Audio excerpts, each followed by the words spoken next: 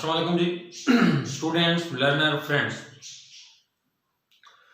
तो आज जनाब मैं अपने चैनल जाफर बायोलॉजी पे फर्स्ट ईयर एफएससी का चैप्टर नंबर 10 किंगडम एनिमिलिया के हवाले से शुरू करने जा रहा हूं। किंगडम एनिमिलिया की बात करने जा रहा हूं। तो हमारा जो चैप्टर है वो जो आज का टॉपिक है वो किंगडम एनिमिलिया के अबाउट उसकी एनिमल्स की जो कैरेक्टरिस्टिक्स हैं उनके मुतालिक हमने बात करनी है। किसके अबाउट बात करनी है जनाब? किंगडम एनिमिलिया की कैरेक्टरिस्टिक्स की अबाउट बात करनी है। इससे पहले कि हम बात करें किंगडम एनिमिलिया के एनिमिलिया से बिलोंग करने वाले जो मेंबर्स हैं, उसके फाइला हैं, उसमें पाए जाने वाले एनिमल्स के अबाउट बात करें, हमें पहले बात करनी है एनिमल्स के अबाउट। एनिमल्स क्या है? एनिमल जो है वो वर्ड लातीनी जबान में लैटिन लैंग्वेज से डिराइव्ड है, जिसको जो के एनिमा से है। किससे है? एनिमा से है। एनिमा क्या जो वर्ड है उसका मतलब क्या है? ब्रीथ और सोल। क्या है जनाब? इसका मतलब है ब्रीथ और सोल। मतलब ये है कि एनिमा जो वर्ड है कि वो लातीनी ज़बान में उसको कहा जाता है वो जो ब्रीथ कर सकता हो या फिर वो सोल रखता हो। हर वो मेंबर, हर वो इंडिविजुअल जो ब्रीथ कर सकता हो, जो सोल रखता हो, will be called as animal according to the Latin language anima word, जिसका मतलब ब्रीथ और सोल है। तो मतलब कि जो भी ब्रीथ करता है, जो भी सोल रखता है, वो किंगडम एनिमिलिया से बिलोंग करता है। अब किंगडम एनिमिलिया में जो बिलोंग रखने वाले एनिमल्स हैं, जो ऑर्गेनिजम्स हैं, जो इंडिविजुअल्स हैं, उन इंडिविजुअल्स को हम किस तरह डिराइव करते हैं, किस में डिराइव करते हैं और उसको क्यों क्लासिफाई करेंगे, या उनकी जो मेजर कैरेक्टरिस्टिक्स हैं कौन कौन सी हैं जिनकी बुनियाद पे हम उनको डिफरेंशिएट कर सकते हैं।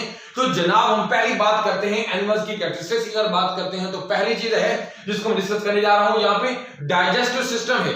डाइजेस्टिव सिस्टम वो सिस्टम है जिसमें एनिमल्स जो है अपनी जो हासिल शुदा खुराक है, क्योंकि हम जानते हैं एनिमल्स जो हैं वो ऑटोट्रॉफ नहीं है।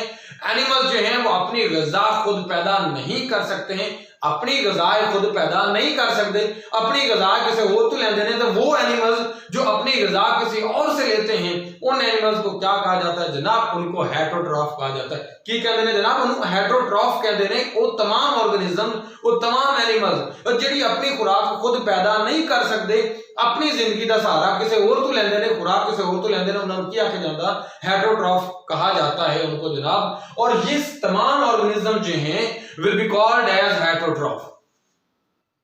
अब जो हेटरोट्रॉफ हैं, those type of individuals, they want to survive, they gain their nutrition from other one individuals will be called as heterotroph। और वो जो खुराक वो लेते हैं उस खुराक को वो उससे एनर्जी हासिल करने के लिए उसको बॉडी में ले जाते हैं, उसको डाइजेस्ट करते हैं ताकि उनसे जो है वो न्यूट्रिएंट्स हासिल किया जा सके, और फिर उन न्यूट्रिएंट्स से माइक्रोमोलिक्यूल्स की शक्ल में या मैक्रोमोलिक्यूल्स की शक्ल में वो ले जाते हैं, उनसे न्यूट्रिएंट हासिल करके उनसे एटीपी हासिल की जा सके ताकि एटीपी से एनर्जी मुयस्सर उनको आ सके। अब वो जो इंडिविजुअल्स अपनी न्यूट्रिशन में खुराक अंदर लेके जाते हैं, उसको डाइजेस्ट करना चाहते हैं, वो डाइजेस्टिव सिस्टम जो है उसकी अगर बात करने जा रहे हैं तो स्पॉन्जेस की बात करें तो स्पॉन्जेस जो हैं वो बहुत सिंपल से ऑर्गेनिजम्स हैं, इनमें कोई डेफिनेट किस्म का जो है वो डाइजेस्टिव सिस्टम नहीं पाया जाता। की गल करा जैसी मैं स्पॉन्जेस की गल कर कि स्पॉन्जेस विच कोई डाइजेस्टिव सिस्टम नहीं पाया जाता, इन्होंने कोई मखसूस किस्म का डाइजेस्टिव सिस्टम नहीं पाया जाता। लेकिन ਅਸੀਂ ਗੱਲ करते हैं अगर हाइड्रा की, अगर हम हाइड्रा की बात करते हैं तो हाइड्रा में एक सैक लाइक गैस्ट्रोवेस्कुलर कैविटी पाई जाती है। गैस्ट्रोवेस्कुलर कैविटी जो है वो एक सैक लाइक स्ट्रक्चर पाया जाता है जो कि इसकी डाइजेशन के लिए भी इस्तेमाल होता है, इसकी बॉडी के अंदर पाया जाता है। एक सिंपल सा, बहुत ही सिंपल, बहुत ही सादा जिहा किस्म, सादे जी किस्म का डाइजेस्टिव सिस्टम पाया जाता, उनकी कहते गैस्ट्रोवेस्कुलर कैविटी। वो जो सिंपल डाइजेस्टिव सिस्टम है हाइड्रा में पाया जाता है will be called as gastrovascular cavity है। जबकि अगर हम बात करते हैं टैपवर्म्स की, और टैपवर्म में रूडिमेंट्री जो है वो ऑर्गन डाइजेस्टिव सिस्टम का पाया जाता है। मैं कुछ ऑर्गन्स को, ऑर्गेनिजम्स को एग्जांपल देके डिफरेंशिएट कर रहा हूं, उनको डिफरेंशिएट कर रहा हूं जनाब कि उनमें कौन कौन से जो है वो स्ट्रक्चर जो है डाइजेस्टिव सिस्टम किस कंडीशन में पाया जाता है। How much different digestive system is differentiated in different type of organisms belongs to kingdom Animalia, जिसमें हमने एग्जांपल की जिसकी about sponges, then about hydra, then about tapeworms. अब हम बात करने जा रहे हैं प्लेनेरिया की। अगर प्लेनेरिया की बात करें तो प्लेनेरिया में जो है वो डाइजेस्टिव सिस्टम पाया जाता है, मगर एक ही ओपनिंग रखता है जनाब। क्या? एक ही ओपनिंग रखता है डाइजेस्टिव सिस्टम की। लेकिन अगर हम बात करें प्लेनेरिया के बाद जो प्लेनेरिया जो है वो प्लैटीहेल्मिन्थेस से ताल्लुक रखता है।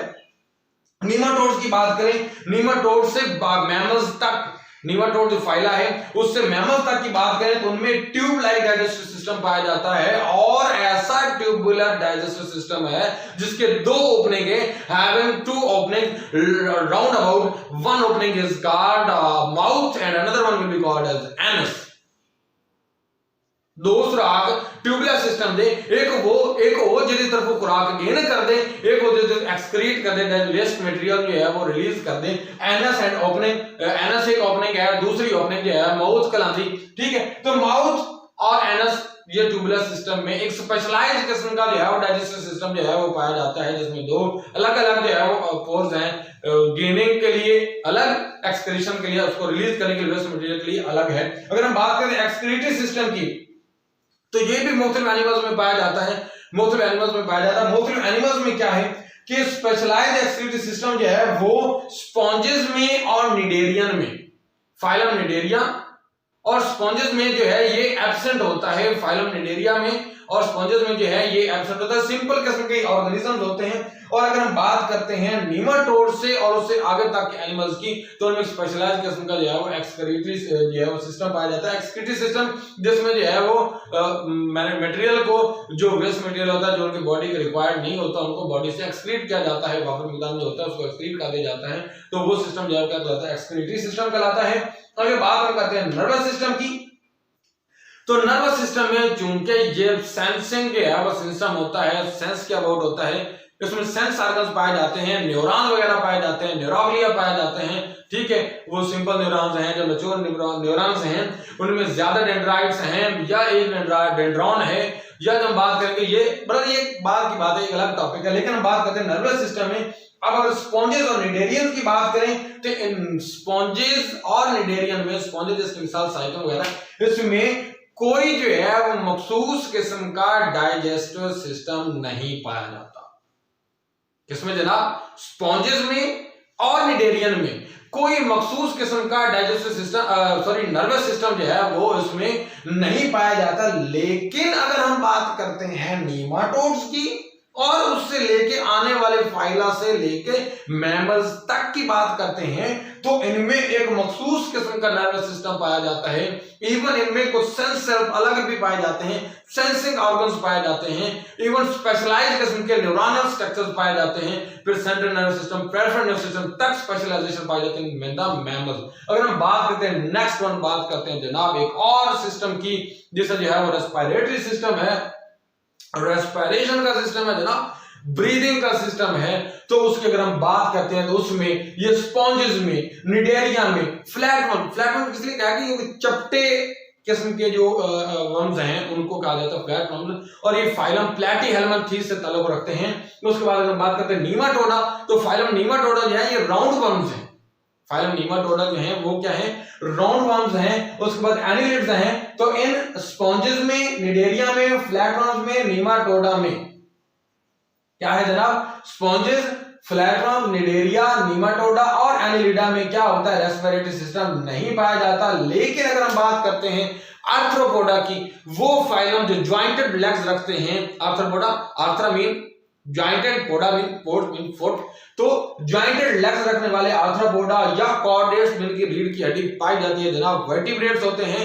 इनमें एक जबरदस्त किस्म का रेस्पिरेटरी सिस्टम जो है वो प्रेजेंट होता है। अगर हम बात करते हैं इसके बाद स्केलेटन की, तो स्केलेटन जो है वो चार तरह से पाया जाता है। तुम स्पॉन्जेस की बात करते हो तो इंतहाई सिंपल किस्म का स्केलेटन इसमें पाया जाता है जनाब, किसमें? स्पॉन्जेस।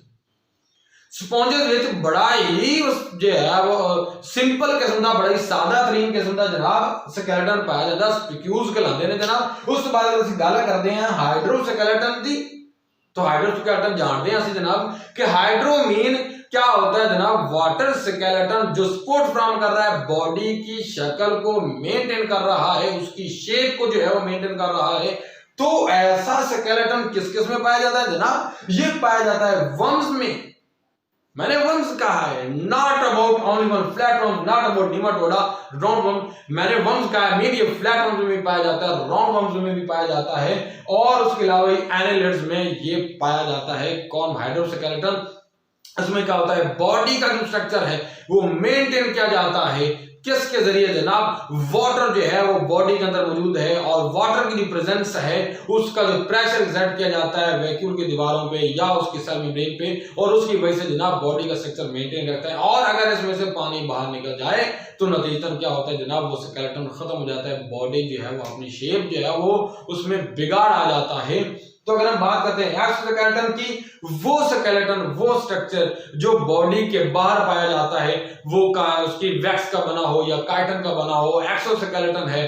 तो ये कहां पे पाया जाता है ना, आर्थ्रोपोड में पाया जाता है, मोलस्क में पाया जाता है। किस किस में जनाब, आर्थ्रोपोडा में और मोलस्का में एक्सोस्केलेटन पाया जाता है। अगर हम बात करते हैं एक्सोस्केलेटन और मोलस्का, जैसे कि ये बाइवेल्विया क्लास से ताल्लुक रखते हैं, जिनके बाहर एक शेल होता है, सिपियां, सिप जो है उनके बाहर जो है शेल्स होते हैं, तो उनकी बात कर रहे हैं, या स्नेल्स की बात कर रहे हैं, तो उनकी भी बात करें तो उनके बाद भी एक्सोस्केलेटन जो है वो पाया जाता है। और इनका जो एक्सोस्केलेटन है वो कैल्शियम की डिपोजिशन की वजह से जो है वो कार्बोनेट्स की डिपोजिशन की वजह से उसको हार्डन जो है वो स्केलेटन जो है वो बनाया जाता है। अगर हम बात करते हैं नेक्स्ट चौथे टाइप की स्केलेटन की, एंडोस्केलेटन की, जो बॉडी के अंदर पाया जाता है, और बॉडी के अंदर जो है वो स्केलेटन पाया जाता है और उसको स्ट्रेंथ फ्राहम करता है। जैसा कि हम जनाब मेनली बात करते हैं कॉर्डेट्स की, वर्टिब्रेट्स की, जिसमें जनाब हम मैमल्स की बात करते हैं, जो अंदर बोन्स की शक्ल में हमारे जिस्म के अंदर स्केलेटन पाया जाता है, जो कैल्शियम की जो मौजूदगी है बोन्स को मजबूत बनाती है जनाब, कैल्शियम की मौजूदगी जो है, और बेटा विटामिन डी की जो मौजूदगी है उसको मजबूत बनाती है।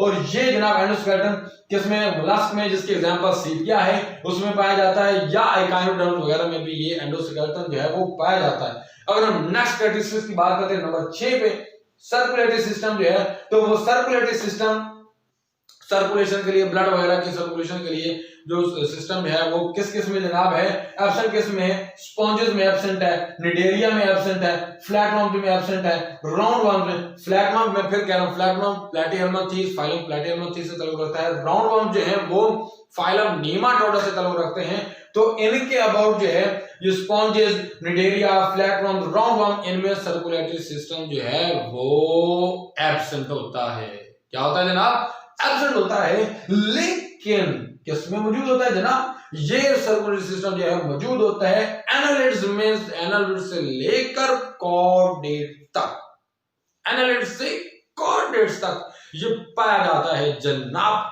क्या जो है ये क्या पाया जाता है, सर्कुलेटरी सिस्टम पाया जाता है। लेकिन रिप्रोडक्टिव सिस्टम की बात करें, रिप्रोडक्शन तो करनी है जनाब एनिमल्स को, वो चाहे एसेक्सुअली रिप्रोडक्शन करें, एसेक्सुअली रिप्रोड्यूस करें या फिर सेक्सुअली रिप्रोड्यूस करें। एसेक्सुअली रिप्रोड्यूस करें तो जनाब उनको माइटोसिस का सहारा लेना पड़ेगा, क्योंकि माइटोसिस का सहारा लेके वो अपने नंबर ऑफ सेल्स जो हैं, क्रोमोसोम जो है नंबर ऑफ सेल्स में, उन सेल्स में जो उनका पेरेंट सेल है या डॉटर सेल है उसमें क्रोमोसोम की तादाद को मेंटेन रख सकते हैं जनाब। और वो क्या है, एसेक्सुअल रिप्रोडक्शन के जरिए रिप्रोड्यूस करते हैं।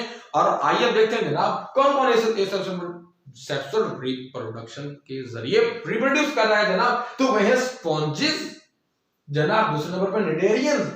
ये स्पॉन्जेस और निडेरियन जो हैं वो एसेक्सुअल रिप्रोडक्शन के जरिए प्रोड्यूस करते हैं। वो जनाब उसमें अगर हम बात करें उसकी बर्डिंग की या वगैरह वगैरह की, उसकी बात करते हैं मल्टीपल फिशन वगैरह की, बाइनरी फिशन की बात करें तो जनाब उसमें होता है जनाब उसके बाद सेक्सुअल रिप्रोडक्शन। ये नहीं कहता कि बाकी में नहीं, तो बाकी में भी होता है, लेकिन इनमें मोस्टली जो है वो पाया जाता है। सेक्सुअल रिप्रोडक्शन जो है उसकी बात करें, क्योंकि हम जो है वो देखते हैं कि मल्टीपल फिशन और बाइनरी फिशन जो है वो पाया जाता है फाइलम प्लैटीहेल्मिन्थेस में, जिसमें बात करते हैं उसमें भी ये पाया जाता है जनाब। लेकिन सेक्सुअल रिप्रोडक्शन की बात करते हैं तो जनाब ये मैं एग्जांपल दे रहा था इसके कैरेक्टरिस्टिक्स के हवाले से।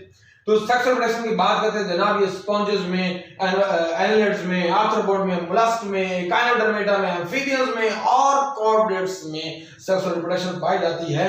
लेकिन सब में पाई जाती है, बाकी सब में पाई जाती है सेक्सुअल रिप्रोडक्शन। लेकिन जो मैंने नाम लिए sponges, annelid, arthropod, mollusc, echinodermata, amphibian जो है ये अपनी जिंदगी को लाइफ साइकिल में ले आते हैं और इनके लाइफ साइकिल में लार्वल स्टेज भी पाई जाती है। स्पॉन्जेस में भी, एनालिड में, आर्थ्रोपोड, मोलस्क में, एकाइनोडर्मेटा, एम्फीबियन में ये अपनी जो है लार्वल स्टेज से गुजरते हैं, मेटामॉर्फोसिस से गुजरते हैं। अपनी मेटामॉर्फोसिस मीन अपने अंदर जो है वो ये चेंजेस डेवलप करते हैं, अपनी अडल्ट स्टेज तक पहुंचने तक ये अपने अंदर चेंजेस डेवलप करते हैं। उसको जो है वो जो चेंजेस आ रही हैं उनको हम क्या कहते हैं, मेटामॉर्फोसिस कहते हैं। उसके अलावा कुछ ऑर्गेनिज्म जो रीजनरेशन शो कर रहे हैं, जिसमें स्पॉन्जेस हैं, निडेरियंस हैं, एनालिड्स हैं, आर्थ्रोपोड, एकाइनोडर्मेटा। रीजनरेशन मीन कि ये जो एक ऑर्गन उनके बॉडी का बन चुका था उसे वो खो जाते हैं, खोने के बाद उसे फिर रीगेन करते हैं, और वो जो एक ऑर्गेनिज्म एक अपने पार्ट खोने के बाद रीगेन कर लेता है उसको रीजनरेशन कहा जाता है। जैसे कि हम जनाब प्लेनेरी की बात करते हैं, वो आधा लॉस हो जाता है जनाब, फिर नया जनरेट हो जाता है। हम छिपकली की बात करें, लिजर्ड की अपनी दुम कटवा देती है फिर जनरेट कर देती है जनाब। इस तरह ये क्या है, या सैलेमेंडर के लिम्ब की बात करें, वो अपनी एक पूरी टांग भी कटवा दे तो फिर रीजनरेट कर लेता है।